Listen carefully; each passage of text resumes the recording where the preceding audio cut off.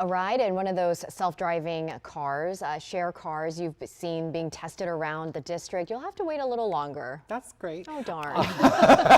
Google's autonomous vehicle company Waymo says that D.C. officials have stalled progress on rules that would allow their driverless service to operate here in the district. Chief investigative reporter Eric Flack found out that federal budget cuts may be to blame. It was last month we first told you about Waymo's plans to launch their driverless rideshare technology right here on DC streets in 2026. Tonight we've learned that Waymo and DC leaders may be hitting the brakes on that timeline. Waymo continues to test its self-driving vehicles on DC streets, mapping the city's grid for a planned launch. But when that launch happens is now anyone's guess. If we're talking about vehicles driving around our streets without somebody behind the wheel, we want to make sure we get it right. D.C. Councilmember Charles Allen chairs the council's Committee on Transportation and the Environment. He says he won't move forward with legislation to legalize the driverless rideshare service until a critical study by the District Department of Transportation is complete. Why is this thing going in a circle? I'm getting dizzy. That study was supposed to be finished this fall, but is now on hold. Why?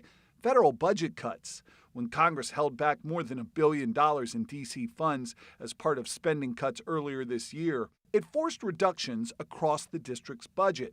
DDOT says Allen's requested study was one of the programs that was eliminated.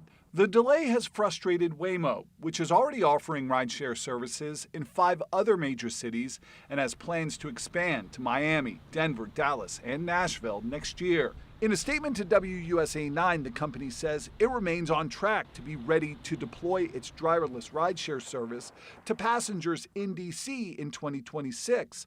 But DDOT and the City Council have not made progress on a report or new rules and have indicated there are no plans to move forward with regulation hearings in the near term.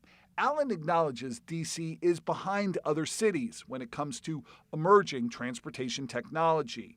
And even as he urges caution with Waymo, he says the district needs to catch up. I think the district used to be a leader in a lot of innovation, and we've really kind of let others move ahead of us. It's time for the district to be an innovator and a leader again. Waymo says their data shows their driverless vehicles are involved in 5 times fewer accidents than human drivers.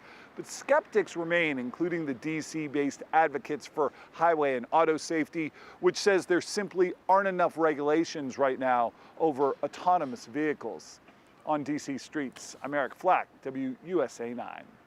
Councilmember Allen tells us that D.C. has now entered a new fiscal year and that $1 billion is back in district leaders' hands. Now, that means that DDOT now has funding back to restart the study on driverless rideshare services, but there's no timeline on when that work will be completed.